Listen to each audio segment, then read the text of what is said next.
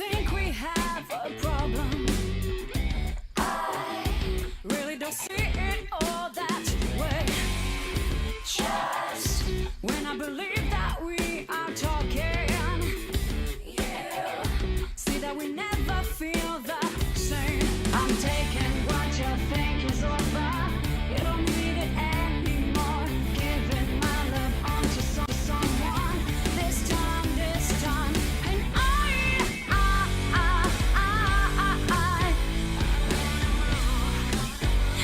alone. And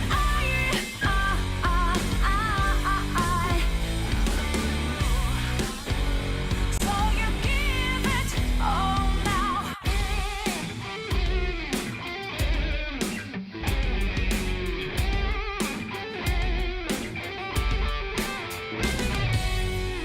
How do you feel of my reactions?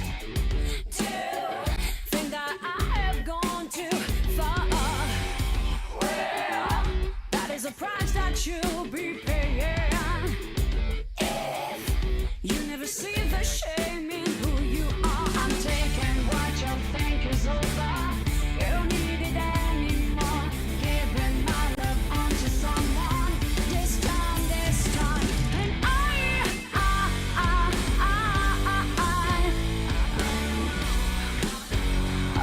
alone. Great artist spotlight of the week. Never wonder if you go out to our website, www.avradio.org, and go to the artist spotlight of the week. Yeah, it's that little tab up there, that little page you just click on. You will click on that, look at this beautiful looking guys and gals, gal, I should say, one, and to read their bio, let them know you heard them right here on American Veterans Radio. Better yet, on American Veterans Radio. Better yet, why don't you join me, everybody around the world, to welcome technology at its finest. Joining us from Los Angeles, California, Vincent Andres Ramos, and we've got Jay Weiss and Fabian Grizzle. I hope I pronounced that right. Collectively, they are Never Wonder. What's happening? Hi. I'm telling you, you guys, I'm just going to let everybody know behind the scenes. Yeah, we're just trying to work it. This is like, we're calling them, and they're calling other people. We're just trying to bring it all together through technology, but it's all good. Welcome back. This is like the third time Never Wonder's been spotlighted right here on American Veterans. Awesome. Thank you so much. All right. First of all, let's have everybody kind of introduce itself, because everybody, naturally they can't see you, so they have to listen. So Vincent, you give it up and you introduce everybody. Okay. Well, I'm going to go around the horn here because it's much more fun that way. My name is Vincent Ramos, the bass player of Never Wonder, and I'll kick it over to Jay. Yeah, my name is Jay Wise. I'm the lead guitarist of Never Wonder. Next. I'm gonna let it rip, guys. I'm gonna let it rip. Dre, drums. Normal. Yeah. Name's Andres Ramos, drums. Guys, first of all, like I said, this is just so exciting for me. I've always loved what you guys have done. And, you guys have been with us so long. We were in our infancy, and I don't know how we kind of meshed back many years ago. But the first time you guys were spotlighted was in 2012. So, this is just really exciting to me. Vincent, let me start with you, man. It's sure. You and Dre, you guys have you've got this vision, this sound, and I liked it 6 years ago, and I like it today. Where did Never Wonder come from? And today, where did Never Wonder come from in you and in Dre's head? I'll let Dre talk for himself, but in your head, where did Never Wonder come from? Well, Never Wonder's been for quite some time now, but it's never been better. The vision was there, to have type of a groove rock type of thing, and obviously having a great vocalist involved. Never have wimp guitars or anything like that, but have like a good kind of groove underneath, so it felt good. But for us, it didn't mean like a Maroon 5 type of guitar, Jamiroquai. It was like a heavy guitar, more in that vein. At the end of the day, the vision cannot be completed without great players, and having the addition of Jay and his talents on the guitar, and then obviously Bob with the vocals, it makes it, the vision can be manifested itself. But in that itself, it's just a vision. It's what they have brought to the table that have elevated where we are what you heard, say, 6 years ago, to where we, Dre and myself, it is so much better now than it was in the past. And don't get me wrong, we love what we did in the past, but the manifestation of what it is now is just doubled and tripled of what we ever even expected. And that's due to the talents of, Jay and Fob, what they've been able to bring to the table. So you basically, what you're saying is like you guys basically To bring to the table. So you basically, what you're saying is like you guys have basically matured. You've kind of like figured out a little bit more where you wanted to go down, right? Yeah, I mean, obviously. But the rules of Never Wonder is one rule is just be yourself and try to do your thing. We always try to help each other out by parts and stuff like that. But you got to let the players be great. Ideas are welcome. But at the same point, each member has a little bit of a vision of what they want to try to create, and they'll bring those ideas to the table. And really, at the end of the day, is as long as we love it, we're going to play it. And that's kind of what we've always been about. All right, Dre, your turn, buddy. Okay, well, I mean, like Vince says, I have to reiterate what Vince is saying there is that Bob and Jay have brought something to the table with us, and Never Wonder. Vince, like you said, what Vince and I are capable of, and then we surround ourselves with these great musicians and singers. Guys I feel like we're elevating them, and they're elevating us, and now we're creating this whole new Never Wonder at a different level. Like Vince said, I mean, we loved what we did. We're very proud of what we've done, but, now we've taken Never Wonder to a different level, and we're super excited and super proud of it. All right, now I'm going to jump in, and now that everybody's, has a nickname for Fab, it keeps me from blowing your name. Hey, Fab. I'm reading your the bio here. You're a classically trained vocalist, and you're actually from Geneva, Switzerland. Yeah. And you've done all kinds of stuff like pop, blues, jazz, all those kind of things. How in the world did you end up with a couple of dudes that look like they're hippies from the '60s? Oh my God! I think it was really chance, really.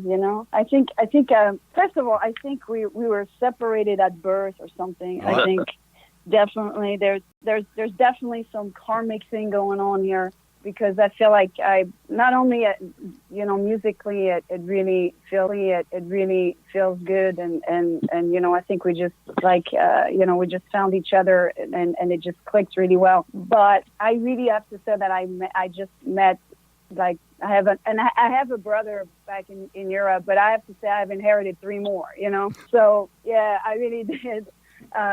Not just as musicians, I respect them as musicians, but I really, really care for them as people. And so I think what happened is that originally Vance reached out to me. I was on this website, a couple websites online, just kind of try to look for work, really. I was just not looking for an original band at the time. I was doing kind of my own solo project. And I just wanted to get some session work and maybe a cover band that I could just go out and play and make some money on the weekends, on the weeks or whatever.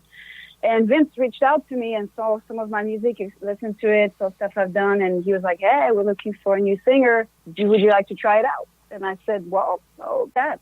And I showed up, and it really clicked. It really clicked pretty quickly, I would say. It felt really, really very, very natural from the beginning, at least for me. So let me ask you real quick, then I'll move on to Jay. What was like the very first show you guys did together live, Fab? What was that like? Was it What was that like? Was it nerve-wracking? Was it you felt you were in your element? Or what was going on in your mind? The first live show you did. The very first one. I think I was excited because we have been working on it for quite a while, and I think I was just more excited. Sure. A bit of that element of nervousness. You can't, of course, that it's always there. But I'd say more excitement than anything else, just because I hadn't played rock in quite some time. I used to play that when I was younger and a teenager up to my early 20s, and then I went into other genres of music. So it was almost like a coming home for me in a way. And also I just wanted to show people what we had worked on, and I think it was a big surprise for a lot of people that had never heard me sing rock before. I think they I was actually excited to go out there and show what me and the boys had I was actually excited to go out there and show what me and the boys had work on, So more excitement than anything else, really. That's too cool. Now, Jay, my man, I was watching your introduction video, and you said they found you on a website. for professional musicians. Do tell. Out here in Southern California. It's called, I'm not going to name the name of it. I was on it. I submitted my information for and about a week later, I was contacted from Vince to come and try out for the band. I said, okay, I listened to them, and I was actually pretty astonished on how good of a band they were. So I said, okay, yeah, this is a professional band that was above and beyond the average garage band, regular band out there. And so my first audition for them went really well, and we all clicked pretty well. We had a pass together. We practiced in the same studios many years ago, and it was a click from the beginning. What I didn't know was that there were several other guitar players that were auditioning in as well, and so it was a battle. I had to really prove myself and really step up my A game, and there was probably a 3-month process, 3.5-month process of whether I was going to get the job. A 3-month process, 3.5-month process of whether I was going to get the job or not, and I got it. So there you go. Well, and that just tells me that Vince and Dre are kind of, they're kind of bastards a little bit. They're really looking for the good thing, huh? Yeah, striking it out. Yeah, absolutely. That's a joke, guys. Okay, that's rhetorical. Okay, He's not telling. He's 2 guitar players together, the last 2, and he fought to the death. And he won, so he's there. Yeah. Plus, he's very talented. Correct. The reason I bring this up because you have to, and I think you even used it in your bio. There has to be a synergy. I mean, I've done a lot of things in my life. Different veterans things, different things I do professionally in my work. And it doesn't feel right. It doesn't feel comfortable. And then other times you say, yeah, this seems good. So Vince, I mean, and I'm assuming you and Dre are kind of like, yeah, this is who we want. We want Fab and we want Jay. What comes up? I mean, what makes you want to say, guys, I feel like we've got cohesion going on here? That's a really good question. In all these interviews that we've done plenty of them. Never been asked that question, so I'm actually excited to answer something like that. Simply put, it is definitely a feel thing. The moment they walk in, more particular because they're going to walk in with a certain swagger, and they're going to walk in with confidence because we know they've listened to our website. Anybody worth their salt has gone and perused our YouTube, and there you go, click. Check out our YouTube. You're going to see these drop things come in and YouTube, and they're going to know what they're walking into. So Jay, tremendous amount of confidence, but not cockiness. He just was sure of himself and knew that he could play the stuff, and that's number one. Then the gear is number 2, and his pedal board and all that stuff. And I know this is going to get a little techie stuff. No, it's but all cool. this stuff matters. That there's not a big hiss. I mean, there's not a big, oh my God, my chords now matters. That there's not a big hiss. I mean, there's not a big, oh my God, my chord's not working and all this. And you can instantly walk somebody out the room at that moment. Because if they can't walk into the first audition without professional situation, ready to go, that tells you who they are without them saying a word. And Jay walked in with a great pedal board, great gear, obviously great, guitars. I don't want to build his guitar up as a Paul Reed Smith, and anybody's listening from Paul Reed Smith, you need to check this guy out. He definitely needs an endorsement. Sorry, Jay, I'll do that one for you, bro. But he needs an endorsement. You all need to take a listen. But back to the message at hand. Thank you, man. No problem. But the reality is there's a synergy, and actually Jay was in the band before Fob. So what Fob ended up walking into is, yes, she saw the history of Neverwonder, but Jay took what Neverwonder was and then elevated us enough so that we could obviously attract a great vocalist like Fob.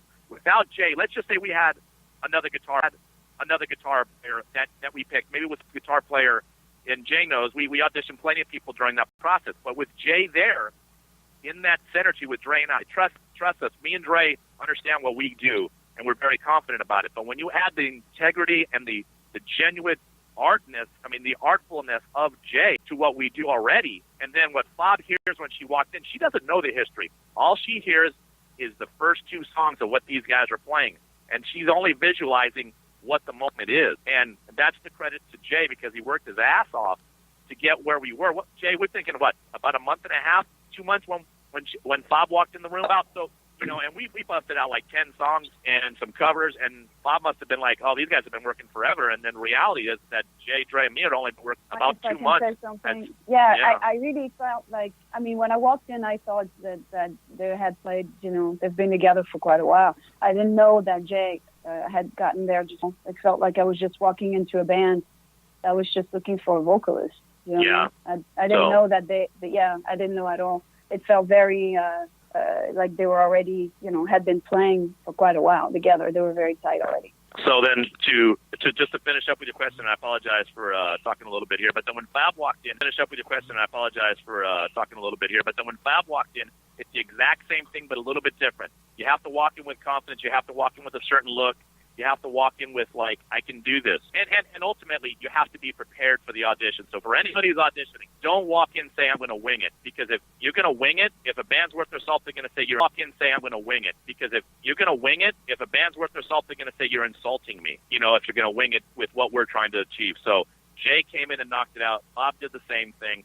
All these things work towards our decision-making for Dre and myself. Because when we go away, when everybody goes away, we have to sit and talk about it, just like what Jay, Dre, and me talked about today, and we knew that this guy was going to be absolutely wonderful for the process of moving forward because he could understand and help everybody along. Because Jay, what most people don't know, he's an incredible guitar player. He's a teacher. He understands theory and all this stuff, and it elevates the game of who NEVERWONDER is, and that obviously means all the band members. So we knew that moving forward that was a great asset for us to elevate the game of NEVERWONDER, and those are the type of things that we look for.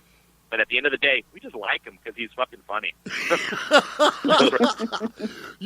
love. Can I have some? Here's what I love.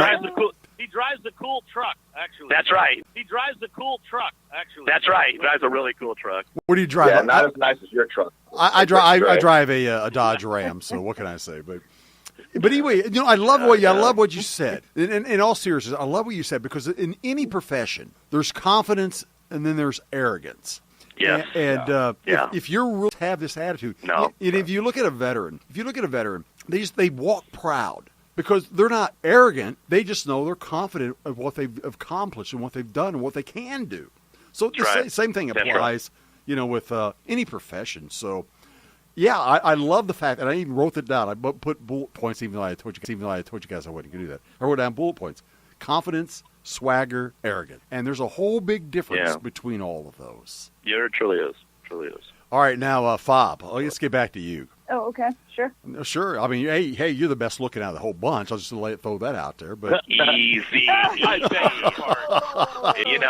second. Wait.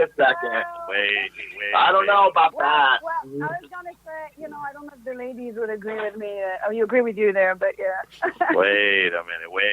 Look, when we dress Dre up in a tutu, that is tight. He's hot. That's hot. Tight. That is hot. I have no hair on my head. And listen, And Jay with the leotard. You have not seen Jay when he's all decked out, man. That's something. That is something. Oh my goodness. Bob, don't, you're not supposed to talk about that, Bob. Okay. Yeah. So I didn't say I'm going to stop there. Yeah. You're right. I shouldn't. There you go. I shouldn't. There you go. It's between us, Jed. Don't worry. Okay. And nobody hurt. Nobody hurt us. It's off the record kind of thing. Nobody hurt anybody, right? Nobody's online anymore, right? Nobody's listening. You only 103. Only 183. 183. 183. It's all right. What 183. 183. It's all right. What, a million people? That's okay. Oh, yeah, it's a few. Wait, well, let me get back to you, Fob. The thing about it is you had a solo career, and you did, like pop. Yeah. But here's where, I'm kind of a big fan of, I grew up in Missouri with blues. Missouri was big bluesy. Mm-hmm. And then you have jazz. So you have this, I'm not a professional artist like you guys are, like you are. But when I listen to music, I'm in a particular mood when I listen to jazz. I'm in a particular mood when I listen to blues.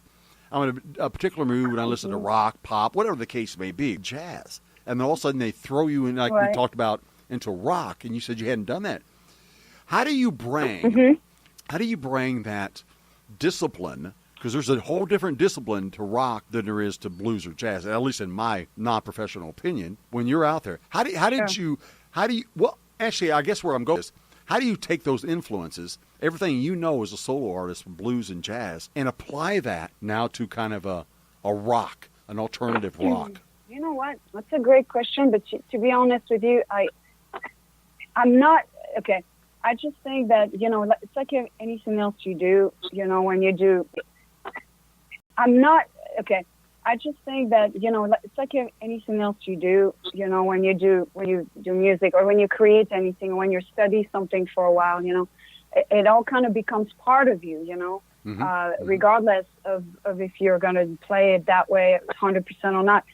I do some really great music. My father plays trumpet at home. He was listening to a lot of jazz. That's where I got that from. And then my mom was into black music, rhythm and blues, and Elvis, and you know, the Supremes, Stevie Wonder, all that. And then I got that from her. And then I was always a big rock and roller from day one. I've always loved rock, and even new wave and stuff. And I guess from Europe, you know, I have other types of music that I was involved in, and like listen to, like French music or gypsy music or French pop or German, you know, electronic, whatever.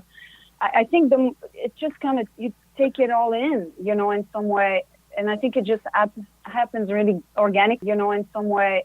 And I think it just happens really organically. I don't think that when I'm out there playing or singing a rock song necessarily, I don't think I think anything particular. I think I just kind of channel whatever feels right at that moment, and that's probably what I don't have quite a great explanation, you know, for you to give you. I think it just kind of all comes through whatever I've gathered all these years. I think it just kind of all has become what I do now, if that makes sense. Yeah, well, I think it was an organic process, and I just bring all that technically that I end up singing it this way or writing this way, or, you know. So I think that's the best way I can describe it. So you're classically trained. So I mean, and I'm just trying to let everybody understand. Yes. You're classically trained. Believe me. I mean, this is way beyond my pay grade. Okay, I'll give you that. But I'm thinking if you're classically trained, you know, you know what notes to hit. You know, your octaves and all that stuff, right? Now you throw that into a rock band. Right. Rock band kind of gets like, just let your hair down and just let it go. And versus, well, go ahead. Not really. Not when. Yes and no. Yes and no. But as a vocalist, a whole lot of stuff going on when you sing as a singer. So do I let it all? You know, do I enjoy myself up there and let it all rip, like you said? Absolutely. However, I have to know how to get there. You know, to reach those notes, and how to sing in a certain way. So that's where the technique comes in. To sing in a certain way. So that's where the technique comes in. So that I can do that night after night after night. You know, because belting in a rock band is not the same thing as singing a pop song or jazz or soft, smooth jazz band. You know, it's very different. You attack the note differently. You project very differently. And so I'm able to do that without hurting myself, basically. And I know how to do that because of my training as a classic, vocalist. It's kind of like ballet and, you know, for dancers, it gives you a good base. And then from there, you kind of branch out to other types of dancing. So it's kind of similar to that. That's kind of how I look. At it. You know, ballet did John Travolta do in Saturday Night Live? Okay, I kind of get it. Okay, I'm just saying. Exactly. Jay, let me ask you. Yeah, that's a good way to put it. Jay, let me ask you. Yeah, you know, Vince was just hitting on the fact that you are an accomplished music teacher, but you're also up that side of your life. Okay, no problem. Yeah, you know, I did the club scene at probably at the same time that Dre and Vince were out there doing it at the same time, and I took a step back after that scene was kind of dried up a little bit, and went back to school, studied with a gentleman named Ron Eshte, who is a world-renowned jazz melodic player. Sponsored by Cal State Fullerton College. And I decided to step up and become a better player, like Vince said, more understanding of the theory behind of what I do, the thought processes behind music application and production. So that led me to various, I wound up being a music director at 3 different institutions, also working as a improvisational teacher at one of the largest art schools in Southern California. How cool. So I came a long way, and yes, I am teaching. I teach full time again. At a very popular, I guess I'll just say it's a popular music store. And it's my life. That's what I do. I take what I do and I apply it to Never Wonder. I apply it to my daily studies as well. So it's pretty awesome because I'm kind of going back to my roots being in Never Wonder. I play with people who do the jazz standards and production as well. How cool is that? I just absolutely, the reason I say that when I say cool, I work a full-time job. You know, I mean, the radio to me is, I love doing this. This is kind of my relief valve, if you will, the radio station. But, you know, I work, and I think I'm pretty damn good. But, you know, I work, and I think I'm pretty damn good at what I do, to be honest with you. But, and that's not being arrogant. But I'm telling you, I've been doing it for 20 years. I'm pretty good at it. I've figured it out, if you will, right? So, but I love the fact that you can do what you do, but also you go back to your roots, and your roots, what you do, but also you go back to your roots, and your roots is you're a musician. You love sharing your talents with other people. And I think that's phenomenal. I absolutely love that. I love that. Dre, Dre, let's talk to you, my man. We're going to wrap it up with Vincent at the end, but Dre, now how did you get it? How did you get it? Oh, wow.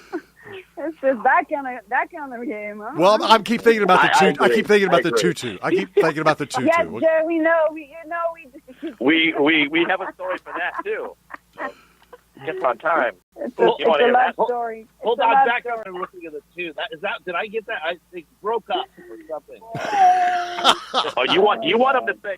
Oh, you want him to say it again? Go ahead, Jim. No, I didn't hear that. I didn't hear it. Hey, Dre, you're the better looking of the two. Okay, so here's the. But you know, you're this percussionist. You're this drummer. How did But you know, you're this percussionist. You're this drummer. How did Vince go down the bass guitar and you decided to become percussionist? Okay, now this is going to be like therapy now. Because that's a whole, you might have to have another spotlight on this kind of a thing. No, but for real, to be honest with you, when I was a kid, I actually wanted to play guitar, and I remember I used to go to the pay the gas bill with our mom, my mom's mom, and with a bass or a guitar, but I wanted to play guitar, and I was like, Mom, and my mom used to be like, oh, yeah, for sure. But my mom was an instrumental part in me playing drums, you know. So bottom line is, I took to the drums. I was one of those kids that used to set up all the Tupperware and all the, whole shebang in the garage and everything. And then my mom saw that talent and knew that I had something. At 4 or 5 years old, I was already starting to do all that. And too cool. I remember a friend of ours playing drums, and his parents told him, you got to play. You either have to play guitar or drum. You can't have both, And that nowadays, really, these kids have everything. It was a little bit different, and he was like, my mom wants. She says either or, and I'm like, well, bring the drums to my house, and my mom's like, yeah, let's bring them over. We'll pay you X amount of money for X amount of time, and that's kind of how it started. To be honest with you, that's where I took it from there. And if that's what was your question, but. And then with Vince, and I'll let Vince speak for himself on that, but, I know Vince is very highly influenced, and we were both. We grew up on a lot of disco, funk, and rock, of course, but those three genres right there, we really love, Those three genres right there, we really love, and classic rock and all that stuff. So that's really what made it happen for us, for me anyhow. That is too cool because, a lot of people, in my opinion, just my humble opinion, like I said, I'm 56 years old. I think disco was very influential. What we're politically going through right now, disco all of a sudden, oh, it sucks, and everybody's burning it down. I'm telling you, you had the Bee Gees and stuff like that. That was pretty cool stuff, in my opinion. Just saying. That's a whole different story. Yeah, no, all that stuff. A lot of it's funny because, when we were kids, it was like, when I was listening to a lot of rock bands and stuff, you didn't want, and it actually, for me, it made me a better player. I felt the groove better, and all that. So I wasn't just, I love John Bonham, but I also like other players that had just a little more funkiness to it, So it helped me a lot in what I do now. All right, Vince, what's in the future of Never Wonder? Go ahead. No, you guys go ahead. I know you guys got your brand new EP out, but you guys got a brand new album coming out next year, right? So, yeah, exactly. But I do want to honor Jay. Can you tell him about your son and where he's stationed and stuff like that? This is American Veterans Radio. Could you let us know about that, Jay? Yeah. Hey, first of all, thank you for allowing. But I do want to honor Jay. Can you tell him about your son and where he's stationed and stuff like that? This is American Veterans Radio. Could you let us know about that, Jay? Yeah. Hey, first of all, thank you for allowing us to be on here. It's an awesome experience. So my son is part of the armed forces. He was in the Army for 2 years. He actually, they wanted to get him to be good right now, and he's getting his degree in mathematics and engineering. Absolutely. And cool. he's an ROTC as well. He'll be this next year. He'll be going back into the armed forces as a second lieutenant. So I'm very proud of him and what he has accomplished. So who knows what's going to happen to him? But I'm very proud of him, and I'm very proud of our U.S. our forces, and I have a whole different perspective on it since he's been in the military. So vote President Wise in 2040. You know what I'm saying? There you go. Thank you, Jay. Let me tell you real quick. I'm sorry, Vincent. Jay, real quick. Let your son know. Go. Jay, let your son know. Thank you so much for wearing the cloth. I call it the cloth of our nation. I mean, I've wore it. My sons wore it. My dad wore it. My brother wore it. I know how much you give up, but I also know how much pride. Even, it's been 35 years since I wore that uniform. It taught me lessons. Even, it's been 35 years since I wore that uniform. It taught me lessons. Yes. So you please let him know. We love him here on American Advantage Radio, and anytime he wants to call in, give me an email, my God, I'll be the first one to give him a shout out around the world. Just tell him thank you. Thank you so much. Thank you. Appreciate it. Yeah. So not a problem. I can't follow up on that, but I can tell you about Never Wonder. What we've been up to and what we're going to be doing. Obviously, we're extremely proud of everything that has been going on here in the last, about 2 months. And so let me just knock a couple things out. But things that are really important. Our social media. We need everybody to come, to Instagram, Facebook, YouTube. Like us is a major anchor for what we're all about, and that's neverwonder.com. You got to come check